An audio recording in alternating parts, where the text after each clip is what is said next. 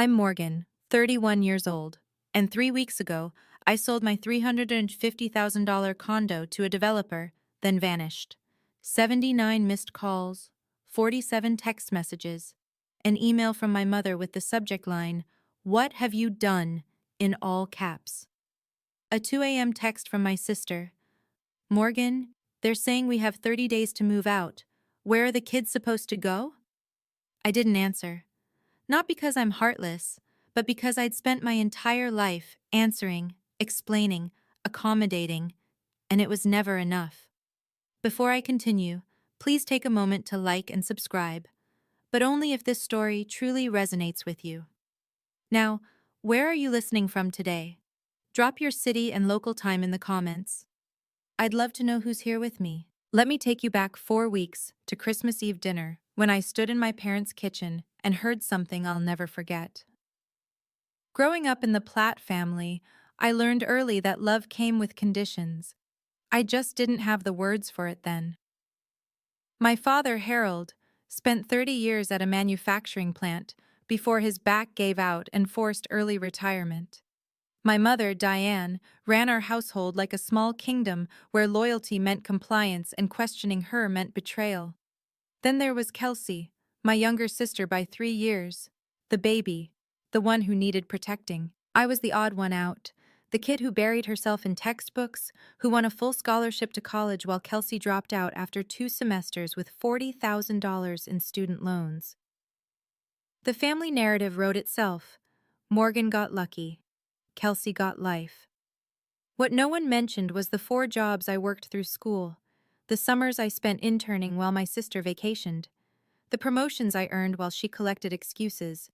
But in my mother's eyes, success wasn't something you built. It was something that happened to you, like weather or fate. And if fate smiled on me, then surely I owed something to those it had passed over. The phone calls started small. $20 for gas, $100 for an unexpected bill, $500 when Derek, Kelsey's husband, lost another job. I always sent the money. I never asked questions.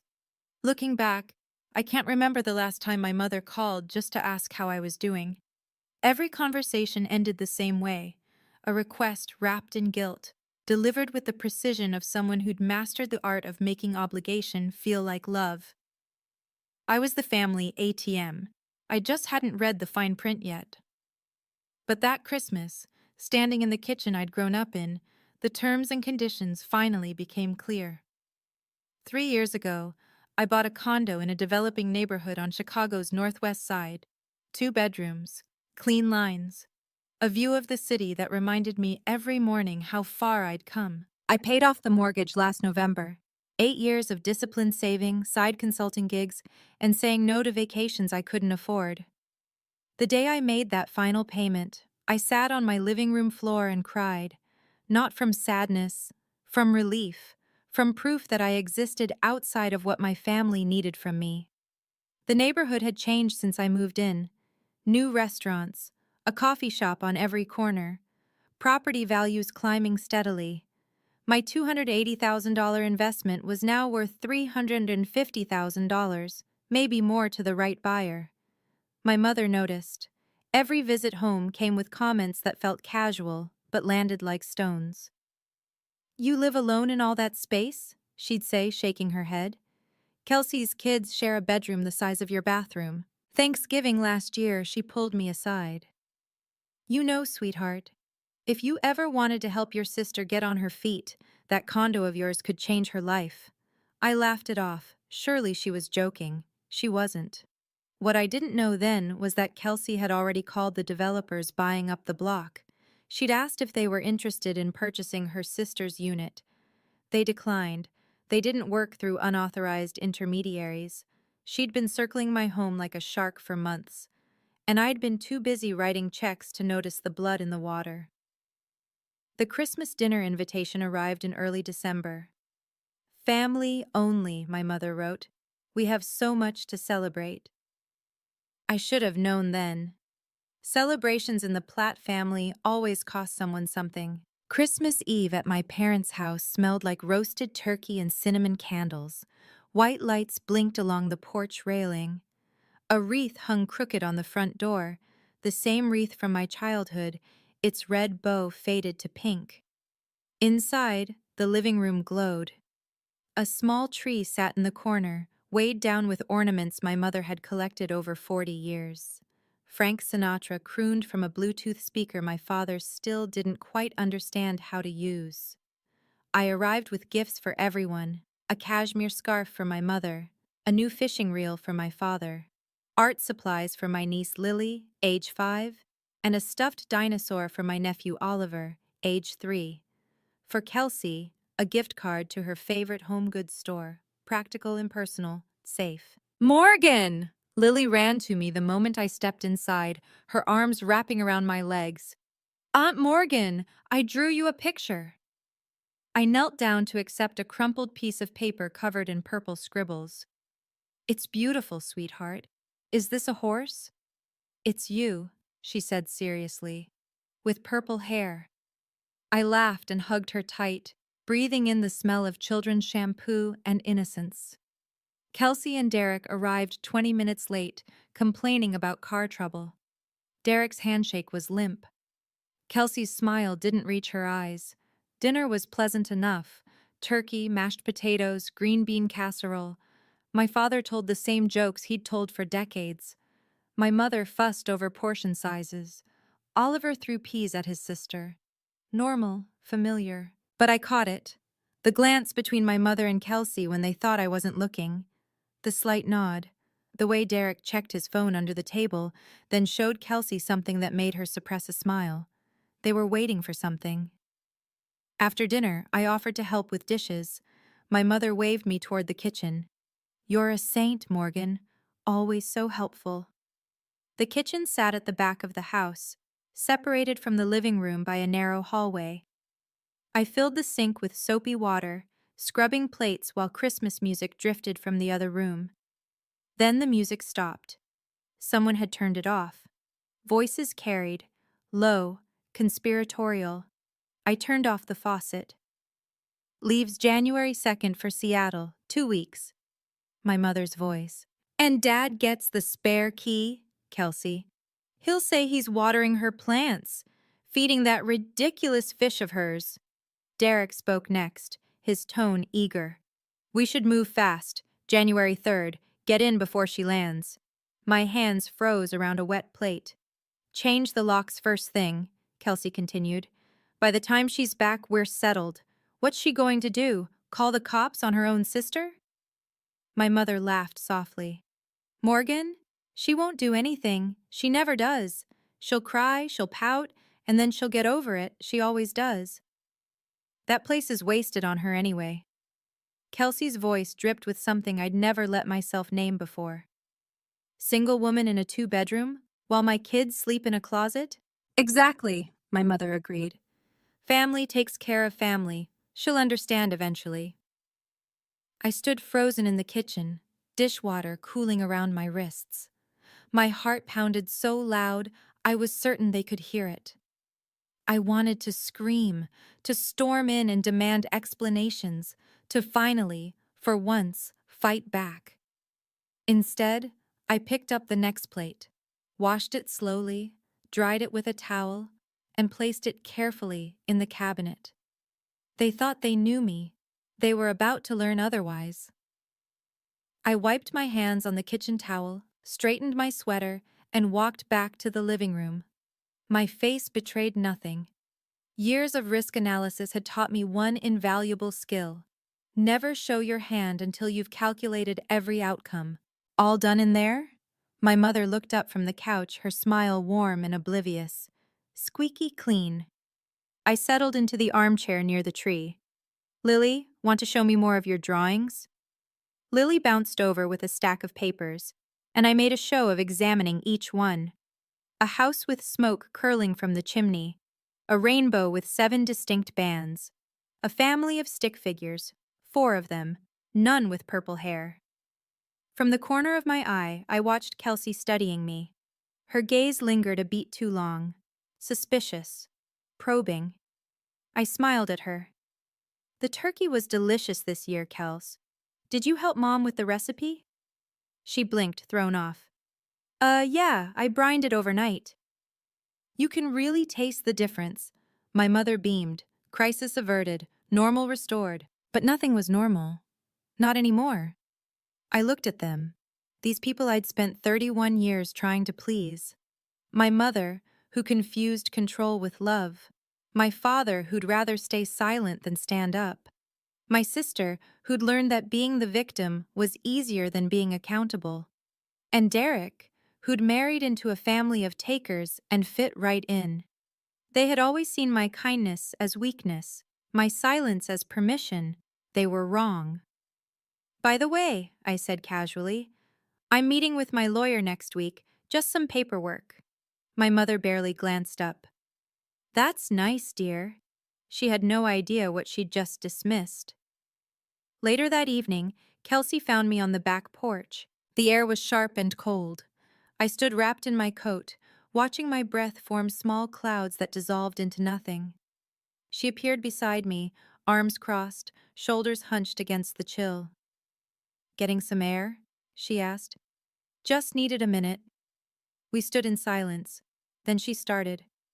So, Seattle. How long again? 2 weeks? Must be nice. Business travel. Her voice carried an edge. I haven't been on a plane in 6 years. I said nothing. Who's watching your place while you're gone? Dad offered to water my plants. That's sweet of him. She paused, too casual. Your neighborhood's really changing, huh? I drove by last month. Saw all those for sale signs. My pulse quickened, but I kept my voice even.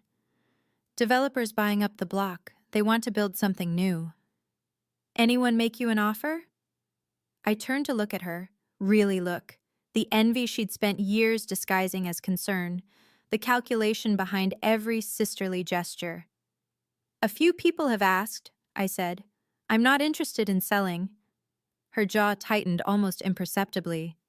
You should take care of your own rental first, I added, my tone light. Didn't you say the landlord's been difficult? She stiffened.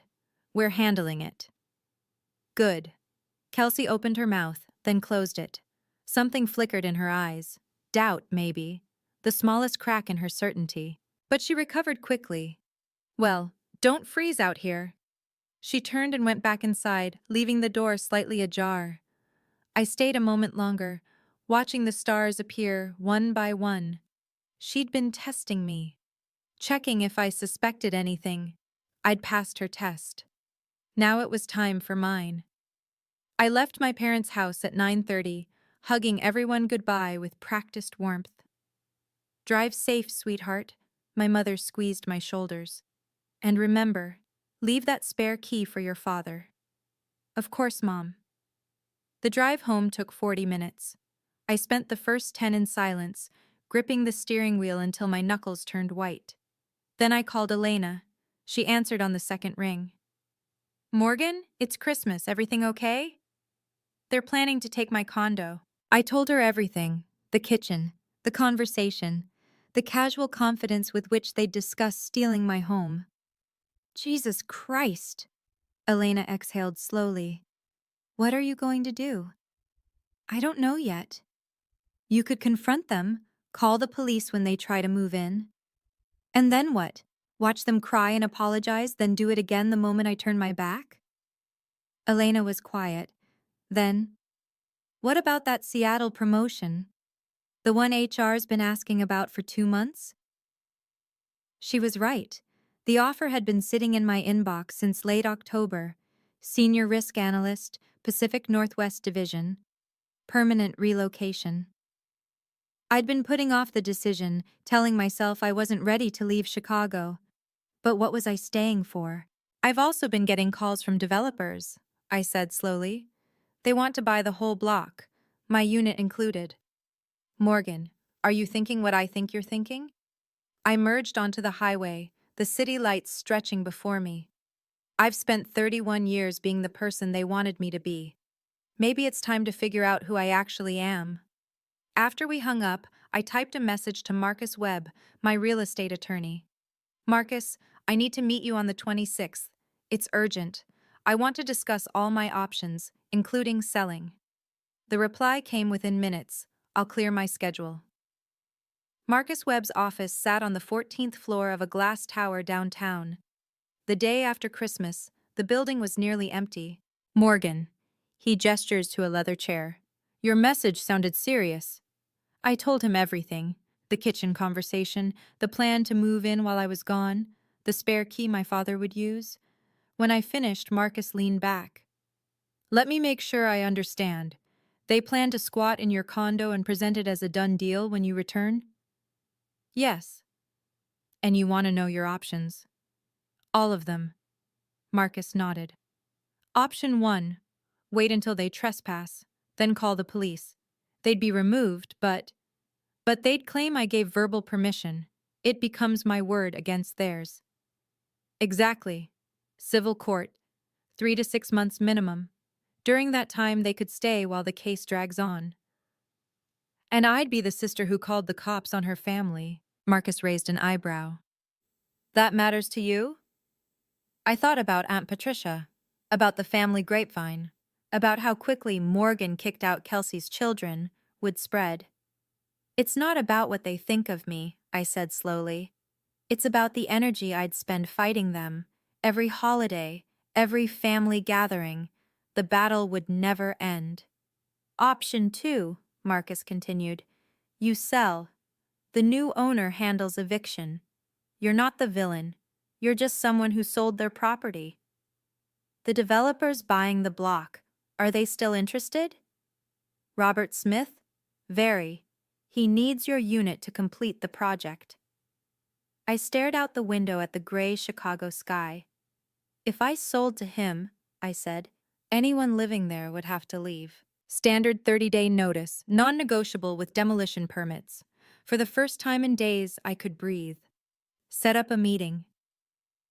Robert Smith was a pragmatic man with steel gray eyes and a handshake that meant business. We met in Marcus's conference room 2 days later. Robert slid a folder across the table. Ms. Platt, I'm prepared to offer 18% above market value. Cash. Closing in 10 business days. The number made my breath catch. Why the rush? My construction loan locks in on the 15th. After that, the bank adjusts terms unfavorably. I need all units by then. Marcus leaned forward. What about current occupants? Standard procedure. 30-day notice to vacate after closing. Demolition permits don't allow exceptions. I studied the contract. Then I looked up. I should be honest with you. I've been considering selling for a while since I received a job offer in Seattle 2 months ago. I was hesitant because this place meant something to me. Robert nodded, unsurprised. And now? Now I have additional reasons to move forward. The family situation Marcus mentioned.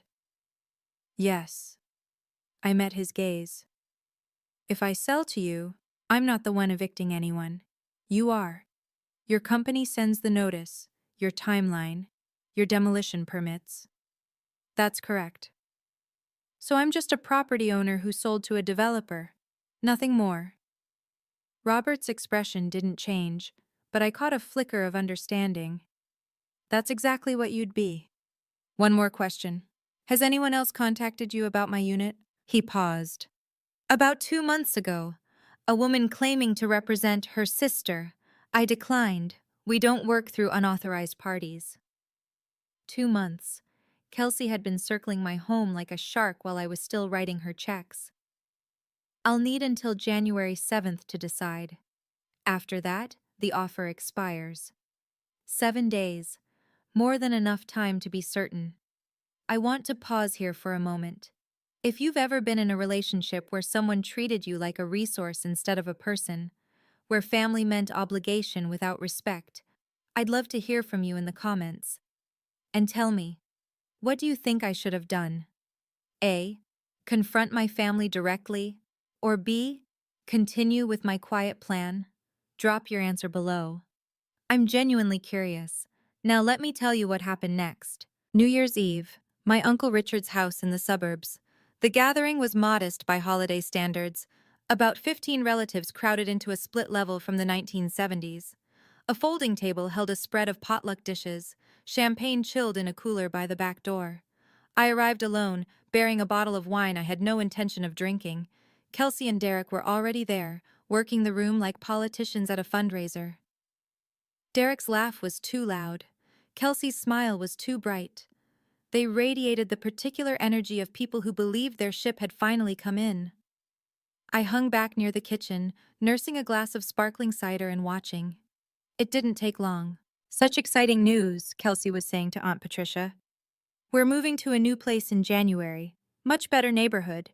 The kids will finally have their own rooms." "Oh, how wonderful!" Patricia clapped her hands together.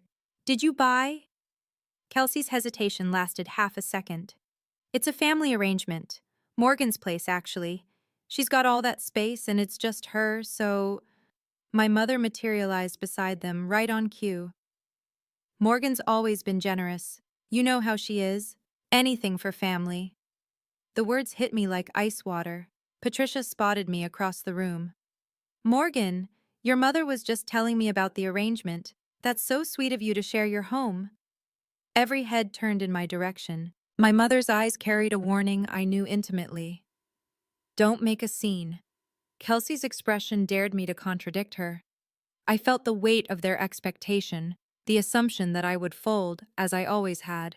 Instead, I smiled. "Family helps family," I said simply. "That's what the Platts do, right?" My mother's shoulders relaxed. Kelsey exhaled. They thought they'd won. They had no idea what family really meant to me anymore. Aunt Patricia cornered me by the dessert table 20 minutes later. She was my mother's older sister, a woman who collected gossip like some people collected stamps. Her eyes sparkled with the particular gleam of someone about to pry. "Morgan, honey," she gripped my elbow. "Come talk to me." I let her guide me to a quiet corner near the stairs. "So," she began, her voice dropping to a conspiratorial whisper, "your mother told me everything about letting Kelsey move in." "Did she?" "You're such a good sister. Not everyone would do that, you know, give up their own home." "I'm not giving it up," I said carefully. "It's more of a transition." "Still," Patricia shook her head, "with everything Kelsey's been through, those precious children, and that husband of hers," she lowered her voice further. "Between you and me, I don't think Derek will ever amount to much." I said nothing. "Your mother said you agreed to this weeks ago. Said it was your idea, even." There it was, the lie, spreading through the family like wildfire. By the time I returned from Seattle, the narrative would be set in stone, generous Morgan finally doing her duty. "Aunt Patricia," I said, "I appreciate your concern. But what happens with my condo is between me and my immediate family." Her face flickered. Surprise, then a flash of irritation at being shut out. "Of course, dear, of course." She patted my arm. "I just want you to know, we all think you're doing the right thing." I smiled, though it didn't reach my eyes. The right thing. They'd been telling me what the right thing was my entire life. I was about to show them what it actually looked like. Midnight approached. Somewhere in the house, someone started counting down. New Year's Eve, 11:58 p.m. I sat alone in my condo, laptop open, the city glittering beneath my windows. Fireworks would start soon, celebrations for people who believed in fresh starts. 2 emails waited on my screen. The first, Marcus's final paperwork, Robert Smith's offer, 10 days to closing. 30 days after that, demolition. The second, HR's confirmation of the Seattle transfer, Senior Risk Analyst, Pacific Northwest Division. Start date January 20th, permanent relocation. I'd been afraid to accept either for months, afraid of what leaving meant, afraid of being selfish. But what was I holding on to? I looked around the condo, my furniture, my view, my proof that I could build something alone. They'd already taken it from me, not physically, not yet, but in their minds, this place had never been mine. It was always just something I was keeping warm until they decided to claim it. Even if I fought them off this time, they'd try again. Next year, the year after. Every family gathering would be a negotiation, every phone call a prelude to another scheme. This condo would always be their target, and I would always be their ATM, unless I removed myself from the equation entirely. I opened the HR email first, typed my acceptance, hit send. Then I opened Marcus's document. The clock on my laptop struck midnight. Outside, fireworks exploded across the sky. I signed. Not because I wanted revenge, not because I hated them, because I finally loved myself enough to stop sacrificing my future for people who only saw me as a resource. I'm not selling because of them, I whispered to the empty room. I'm selling because I'm finally ready to leave. The document uploaded. The deal was done. Happy New Year. This one would be different. January 2nd, O'Hare Airport. I boarded my flight to Seattle with one carry-on and a laptop bag.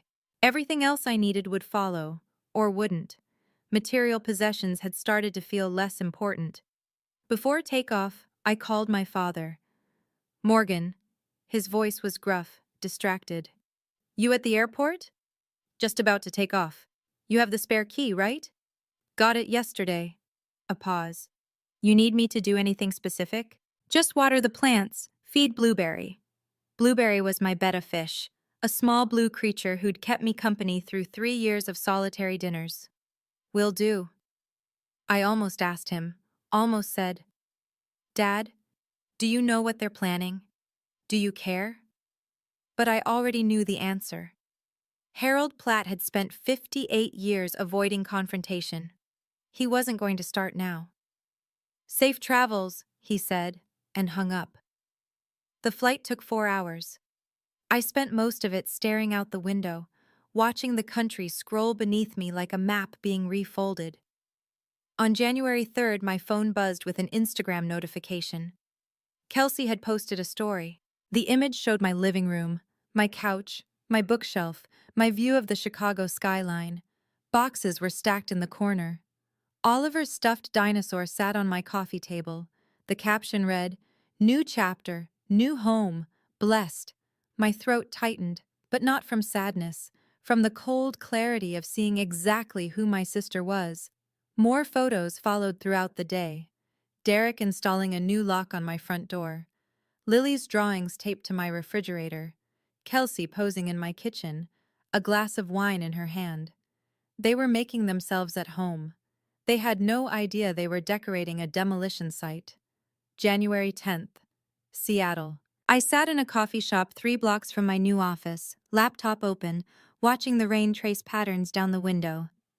The barista had spelled my name wrong on my cup, Morgan, but I didn't mind. Here, I could be anyone. My phone buzzed. Marcus Webb. It's done, he said. Closing complete. Funds have been transferred to your account. I looked at the number on my banking app. More money than I'd ever had at one time. Enough to start over. Enough to never look back. And the notification timeline? Robert's team will post the demolition notice within 7 to 10 days, standard 30-day vacate period after that. Thank you, Marcus. Morgan. His voice softened. Are you sure about this? Once that notice goes up, there's no taking it back. I thought about Kelsey's Instagram stories. About my mother's confident assurance that I would get over it. About my father, who had handed over my key without a single question. I'm sure. All right then, he paused. For what it's worth, I think you're doing the right thing. We hung up. I closed my laptop and wrapped my hands around my coffee cup, letting the warmth seep into my fingers. Outside, Seattle went about its gray, rainy business. Strangers walking dogs, couples sharing umbrellas, people living lives that had nothing to do with mine. I felt strange. Not triumphant, not vindictive, just light. Like I'd set down a weight I'd been carrying so long I'd forgotten it wasn't part of me. My phone buzzed again. A text from Elena. How are you holding up? I typed back. Better than I expected. The notice goes out soon. Are you ready for what comes next? I watched the rain fall. I've been ready for years. January 18th. I was in a morning meeting when my phone started vibrating. Once, twice, a third time. I silenced it and focused on the presentation. By lunch, I had 17 missed calls. The first voicemail was from my mother. Morgan Elizabeth Platt, you call me back right now. What have you done? What have you done? The second was from Kelsey, her voice shrill with panic. There are people here, with papers. They're saying we have to leave in 30 days. Morgan, this has to be a mistake. Call me. The third was from Derek. This is insane. You can't just sell a place with people living in it. We're calling a lawyer. The fourth was my father. He didn't leave a message, just 10 seconds of heavy breathing before hanging up. I sat in my car in the parking garage, scrolling through text messages that ranged from confused to furious to desperate. Kelsey, call me now. Mom, how could you do this to your sister? Kelsey, the kids are terrified. Morgan, Mom, we raised you better than this, Derek. You'll be hearing from our attorney, Kelsey. I looked up the property records. You sold it. You actually sold it. Mom, your father is having chest pains. Kelsey, 30 days. Morgan, where are we supposed to go? I read each message carefully. Not one of them said sorry. Not one of them acknowledged that they'd tried to steal my home. Not one of them asked if I was okay or why I'd done this or what had led us here. They weren't angry that they'd been caught. They were angry that I hadn't let them win. My phone rang again. Kelsey. I watched her name flash on the screen until it went to voicemail. Then I turned off my phone entirely. Let me pause here. If you're still with me, if this story is hitting close to home, take a breath. Get some water. I know this part is intense. And if you're enjoying this, hit that like button. It really does help. Now I have a question. What do you think happens next? Will my family apologize? Or will they double down? Tell me your prediction in the comments. Here's how it actually played out. Over the next 48 hours, my phone became a weapon. 79 missed calls, 47 text messages, 12 voicemails, 4 emails. I documented everything. Screenshots, timestamps, transcripts. Not because I planned to use them, but because I knew how quickly my family could rewrite history. I wanted a record of who they really were when they thought no one was watching. The messages followed a predictable pattern. Stage 1. Confusion. There must be a mistake. Call us.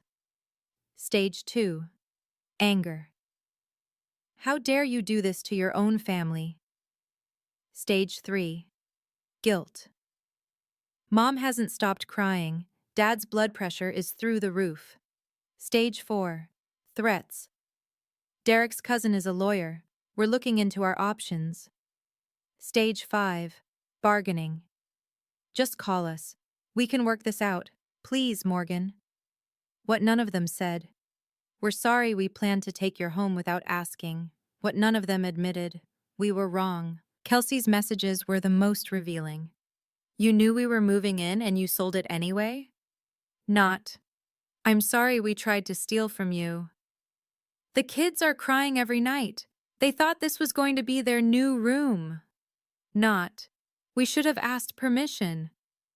How am I supposed to explain this to Lily and Oliver? As if I had created this situation. As if their tears were my responsibility. I saved every message. Then I closed the folder and went for a walk along the Seattle waterfront. The air smelled like salt and pine. Seagulls argued over scraps near a fish market. Strangers passed me without a second glance. I had never felt so invisible. I had never felt so free.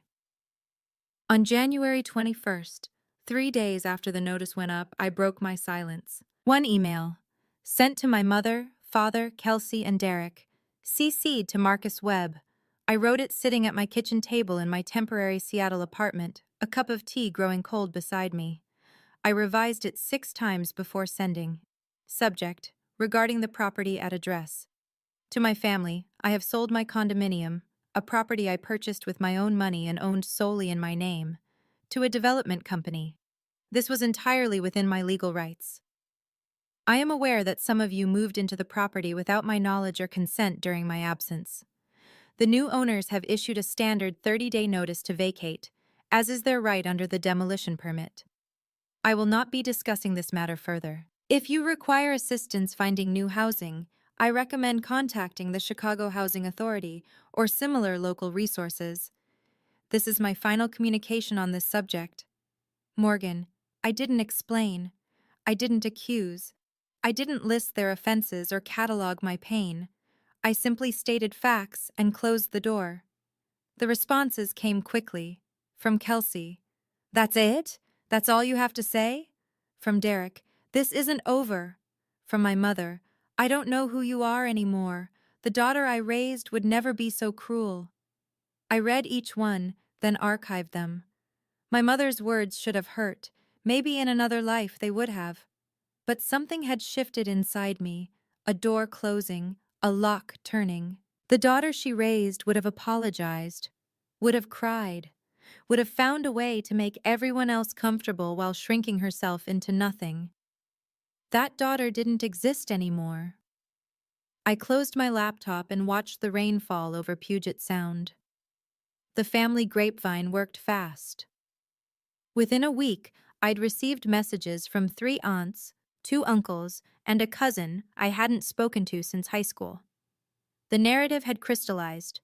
Morgan sold her house out of spite while her poor sister's family was living there. No mention of the scheme hatched over Christmas dinner. No acknowledgement that they'd moved in without permission. Just, "How could you do this to Kelsey?" Aunt Patricia called twice. I let both go to voicemail. To Morgan, honey, this is Aunt Patricia. I just want you to know that your mother is devastated. Absolutely devastated. She keeps saying she doesn't understand where she went wrong. I think you owe her an apology, don't you? Family is family after all. Call me. I deleted the message. Some relatives simply stopped speaking to me. I could see the blocked notifications, the unanswered friend requests, the social media silence. I was being erased from the family story, written out like a character who'd outlived her usefulness. But not everyone followed the script. A text arrived from Great Aunt Dorothy, my grandmother's younger sister. She was 83 and had always been the family's quiet observer. Morgan, I don't know the whole story and I won't ask, but I've watched you take care of that family for years while they took from you. Whatever happened, I trust you had your reasons. I'm proud of you. I read the message 3 times. Then I cried. Not from sadness, but from the overwhelming relief of being seen. One person in my entire family understood. I typed back, "Thank you, Aunt Dorothy. That means more than you know." Her reply came immediately. "Sometimes the bravest thing you can do is walk away. Stay strong, sweetheart." I saved that message in a separate folder, for the hard days ahead. The 30-day deadline arrived on February 17th. I learned the details secondhand, through Elena, who'd heard from a mutual acquaintance still connected to Chicago gossip. Kelsey and Derek had nowhere to go. Derek's parents, estranged for years over money he'd borrowed and never repaid, declined to help. His brother's apartment was too small. Friends suddenly remembered prior commitments. In the end, they moved into my parents' house. 3 bedrooms, 6 people. My mother's carefully controlled kingdom overrun with toy trucks, sippy cups, and a son-in-law she'd always secretly despised. "Diane's losing her mind," Elena reported during one of our calls. Apparently she didn't realize helping Kelsey meant living with Kelsey. "How are the kids?" "Kids are fine. Kids are resilient. It's the adults who are struggling." I felt a twist of something in my chest. Guilt, maybe. Or its ghost. "They made their choices," Elena added gently. "You're not responsible for the consequences." "I know. Do you, though?" I was quiet for a moment. "I'm working on it." A week later, I saw a social media post from Kelsey. No pictures this time, just text. Sometimes the people you trust the most let you down the hardest, but we're survivors. We'll get through this. The comments were full of sympathy, heart emojis and prayer hands, promises that karma would handle whoever did this. I was the villain of her story now, the cruel sister who'd abandoned her family. The same day, I received one more message. From my father. I'm sorry. Just 2 words. No explanation. No context. I stared at them for a long time, trying to decode their meaning. Was he sorry for what he'd done? For what he'd allowed? For the family I'd lost? Or the one he was stuck with? I saved the message, but I didn't reply. Spring arrived in Seattle like a whispered promise. I found a permanent apartment near Green Lake, a small studio with big windows and a view of cherry blossoms. The landlord was a retired teacher named Gloria, who asked no personal questions and always had cookies in the lobby. My new job was demanding but fulfilling. I analyzed risks for a living, and for the first time, I was applying those skills to my own life. Calculating the cost of relationships, measuring the return on emotional investments, the math wasn't complicated. I donated most of my Chicago furniture to a women's shelter. The money from the condo sale went into diversified accounts, retirement funds, emergency savings, and a small contribution to a scholarship program for first-generation college students. The Morgan Platt Fund, I called it privately. Nobody else needed to know. Elena flew out for a weekend in April. We sat on my tiny balcony, wrapped in blankets, watching the sunset paint the mountains pink and gold. You seem different, she said. How so? Lighter. Like you finally put something down. I thought about that. I think I did. Any regrets? The question hung in the air between us. Sometimes I miss who I thought they were, I admitted. The family I imagined I had, but I don't miss who they actually were. Elena nodded slowly. That makes sense. I used to think home was a place, I continued. Then I thought it was people. Now I think... I paused, searching for the right words. Maybe home is just the place where nobody's allowed to take pieces of you. She reached over and squeezed my hand. You're going to be okay, Morgan. I looked at the mountains, at the sky, at the life spreading out before me like an unwritten map. Yeah, I said. I think I am. 6 months later, my phone buzzed with an unexpected notification. A text from Kelsey. The first direct contact since my email in January. I almost deleted it unread. But something, curiosity maybe, or the ghost of sisterly feeling, made me open it. Morgan. I know you probably don't want to hear from me. I don't blame you if you delete this, but I wanted you to know. I got a full-time job. Derek and I found an apartment. We moved out of Mom and Dad's last month. I'm not asking for anything. I've been thinking a lot. About everything. I'm not ready to say more than that. But I'm trying. I wanted you to know I'm trying. I read the message 3 times. No apology, no acknowledgement of what she'd done. Just progress. It wasn't enough. Not yet. Maybe not ever. But it was something. I didn't reply immediately. I went for a run along the lake, let the morning air clear my head, thought about what Kelsey's message meant, and what it didn't. She was trying, maybe. Or maybe she was laying groundwork for the next ask, the next favor, the next entitled claim on my resources. I couldn't know for certain. And for the first time, I realized I didn't need to. The door I'd closed didn't have to stay locked forever, but I got to choose when, and if, I opened it again. That night, I typed a response. Thank you for letting me know. 4 words. Nothing more. Kelsey replied, okay. And that was it. I set down my phone and looked out at Seattle's skyline, the city lights reflecting off the water like scattered stars. I didn't know what the future held, but for the first time in my life, that future was mine to decide. I've thought a lot about why they did what they did. Not to excuse them, never that, but to understand. Because understanding is how you stop repeating patterns. Kelsey and my mother operated from a belief system so ingrained they probably couldn't see it. Family means sharing everything, and whoever has more owes it to those who have less. Entitlement wrapped in the language of love. My mother saw herself as a protector. She'd spent her whole life shielding Kelsey from consequences, which meant Kelsey never learned there were any. When you're raised to believe the world owes you something, you stop questioning whether you've earned it. And Kelsey? She wasn't born cruel. She was shaped by circumstances, by being the struggling one, the one who received sympathy instead of accountability. Taking became normal, expected, her right. Then there was me. I was the overfunctioner, the fixer, the one who kept the peace by sacrificing pieces of myself so small I barely noticed them going. Until one day I looked up and realized I'd given away everything but my name. The thing about being the family ATM is this: the moment you stop dispensing cash, you find out exactly what you were worth to them. If you're listening to this and recognizing yourself, if you're the one who always gives, who never asks, who smooths over every conflict at the cost of your own needs, I want you to hear something. You are allowed to stop. You are allowed to say no. You are allowed to love your family and still walk away from them. Setting boundaries isn't cruelty. It's survival. It's also the only way to find out if someone truly loves you or just loves what you provide. Ask yourself, if I stopped giving, would they still call?